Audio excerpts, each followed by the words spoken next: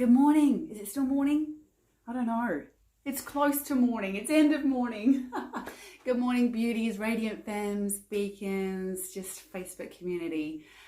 I wanted to jump on today because I know there's a few of us in lockdown and there's interesting times going on for so many people. So no matter where you are and what you're doing, even if you're not someone that does yoga, I want to share with you 4 little poses. We're going to take about 10 minutes here, if that, to show you 4 ways that you can have a little sequence to blow off some steam, to recenter and come back to the courageous heart and sovereignty that is you, that knows freedom, peace and joy no matter what situation you are in. Because right now we need this for ourselves. When we allow ourselves to come into that place of fear and confusion and stress in our bodies, we don't lend our light to the world. So it is so important to do your self-care practices.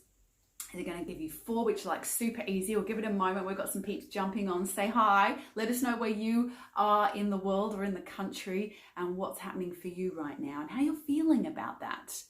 Yeah, how you're feeling about that. I am so grateful for the practices that I have and that I share. If you don't know much about me, Rebecca Thompson, and I work with women to help them have this marriage between practicality and spirituality and tools that are really tangible for living your best life and for doing this life without burning out, without compromising your health, your family, or your feminine. And we do that in physical ways, we do that in emotional ways, we do that in mental mindset ways, we do that in energetic ways. And today I'm going to show you some physical practices, like I say, to shake off that stress, to come back to center, come back to heart.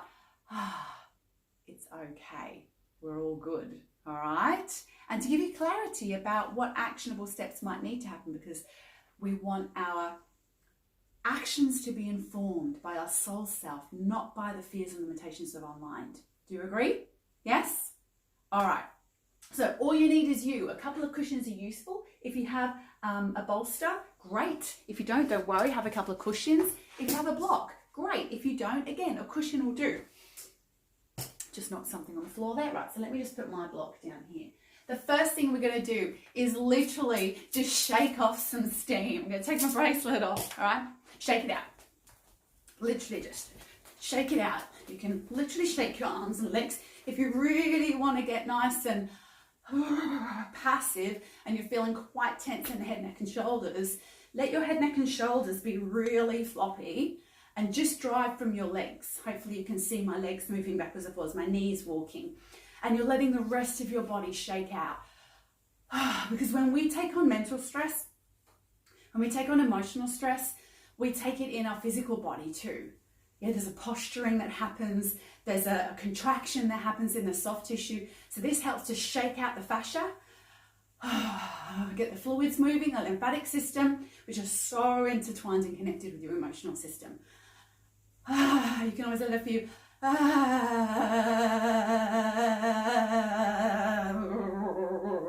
out. Vocalizing and getting our tension out through our voice is so good. We're going to do a bit more of this.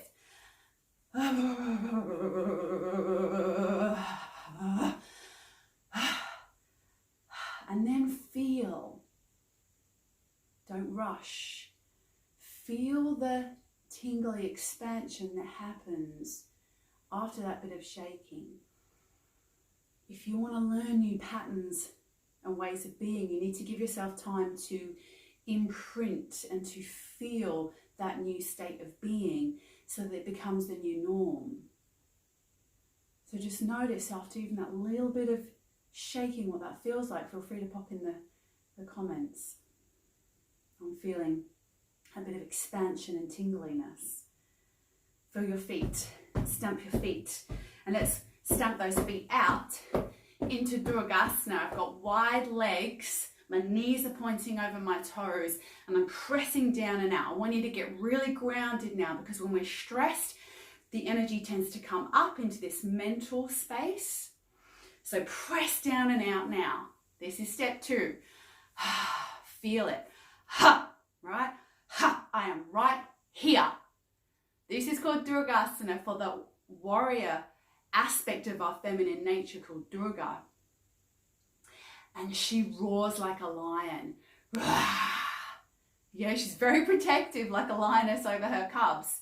And so this is where you can really get out your frustration, vocalize, let off a bit of steam while staying rooted, grounded. I am safe. I have got this. I am strong. I am where I need to be. So let's come right down into that Duragasana. You can let your shoulders come up into your ears and just take some tension out of your head and neck if you're feeling that. You can let your head hang. Deep breath. And we're going to do 3 lion roars together. Ready? If you're in your workplace now, you might want to turn the volume down. Ready? Breathing in. And if you poke your tongue out and stick your head back, roll your eyes back, it's even better. Ready? Have it from the belly, not up here. From the guts. Ready?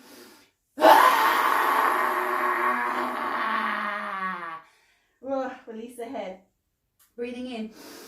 Exhale. Twist to one side. Oh, it can get so restricting in the spine and the ribs and all the fascia and muscles in between. Twist it out in your Duragasana. Strong legs. Beautiful. And again. You can always stay here a bit longer and take a few more breaths. I'm going to keep it moving today. Inhale.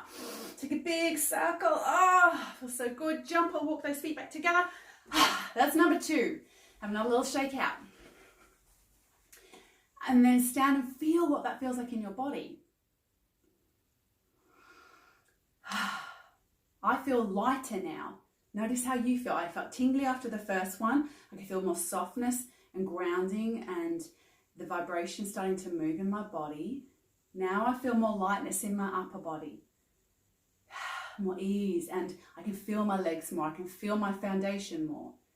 Yes? Notice what you feel.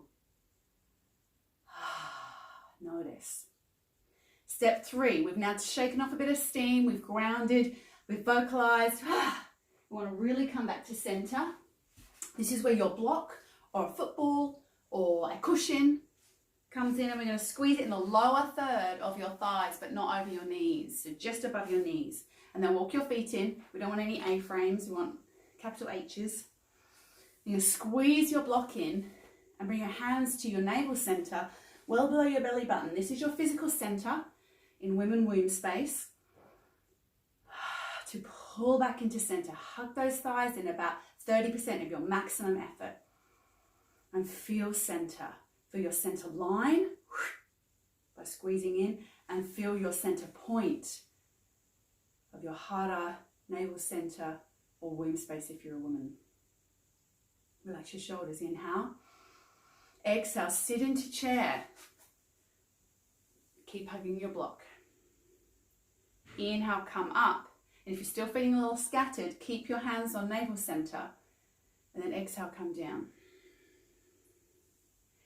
If you're feeling like you want to keep center but bring your arms out, because this is how we have to move in the world, then bring the arms out. Keep your awareness still in center and come down.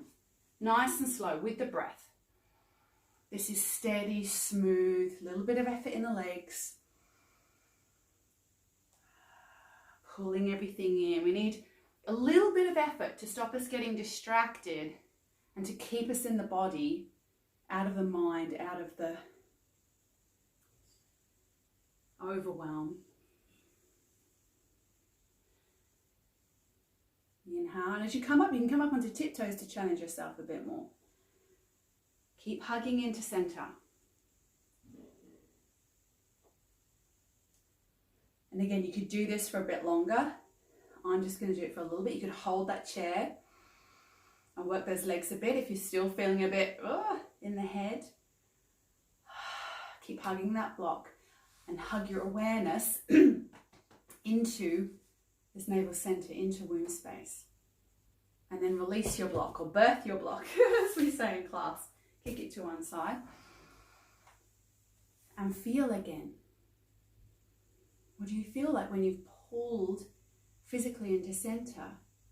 You might be able to feel your center line. I can literally feel that energetic center line now. I feel calmer more centered, but I still feel light and I feel grounded. All good things, yes? All good things. So then we move to our last little bit, which we can't always move to. I'm just going to tip this. We can't always go straight to what Indy's doing here. The very chill, relaxed pose. If you're feeling stressed and overwhelmed, sometimes you can't go straight to those restorative places because you're just too twitchy. You can't settle down enough. And so those 3 things I've just showed you help us to shake off that excess tension or energy, mental energy, free up the body, and then to pull you back into center so that now you can come into something a bit more restorative and actually sort of have the patience in your system for it. So if you don't have a bolster, you can use a couple of pillows on top of each other and then maybe another cushion for your head. You're sitting on the floor and you're bringing this bolster or cushions into your lower back and you're laying back over it with your head just up a little bit so your chin's tucked in and your head's not back. This is a calming posture, the neck position for your nervous system, and obviously an open chest heart position to bring you back into this place of compassion. Now you can have your legs out straight or the soles of your feet together and your knees out. If you need a bit of support under here because your hips are feeling a bit pinchy, you can use more cushions or yoga blocks or a blanket, whatever you've got, just like that. I'm good with that today. Now this is an amazing pose. It's called Supta Baddha Konasana in yoga, reclining Buddha. And it opens us up to our courageous, compassionate self. That we can do this. We are called here to be way showers, to hold presence, to be compassionate, to end division.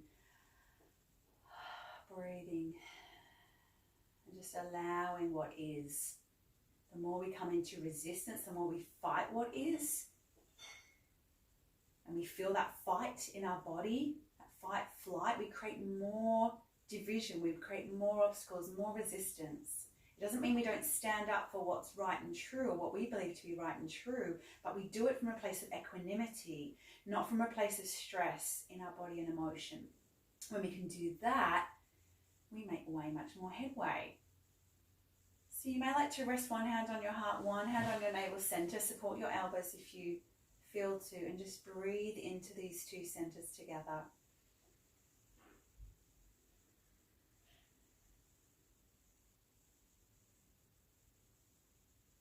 It's also very restoring for your adrenals with this supported back bend. Adrenals that take a little bit of hit when we're under stressful situations for long periods of time. We're in and out of them and all of this change and flux that we're experiencing. So you can stay here for as long as feels comfortable for you. And then slowly roll to the side and come up. I'm just going to give you number 5. I said there was 4, but imagine that this is the second part of number 4. You can always just turn over and just counteract the pose you've just done, which was an open back bend, into a forward child with that bolster still between, or cushions between your legs, and just rest your head down. It's a little bit more nurturing, a little bit more soothing and calming, and you can stay like that for a few minutes if you feel like you just want that little bit extra soothing and nurturing qualities. And then notice again, might become, how you feel. So all up maybe 10 minutes. You can extend it out, and I don't know about you, but even with talking and doing that as I'm going along, I feel more centered, I feel lighter, I feel grounded, I feel calm, right? This is what I do, right? We can achieve this. It's so important that we live our lives in a coherent way. If you are dealing with your mindset, but you're not really looking at how your physical body is showing up and how your nervous system is continuing to play out patterns that are informing your mind and vice versa, then you're on a slower path to where you might want to be, right? In sort of self-mastery and self-realization. So if you know that there are some gaps and you may be working on one area and not the others, then do reach out, because I'm running half-day events regularly, hopefully next Friday, fingers crossed, on Bribie and Brisbane and this local area. I have a whole tribe of women that I work a year-long program with, really helping them to maximize the impact that they have in the world and minimize the effect on their own well-being. And yeah, this is a very sacred path. If you are called to that kind of thing, then do reach out. Pop a link, pop a little question below, or PM me for how you can get the information around my half days, or have a chat with me about how my year program works with my beautiful beacons. I'm always here and available. All right, my lovelies, take care, everyone. Have a great day, and let me know how you feel after the practice.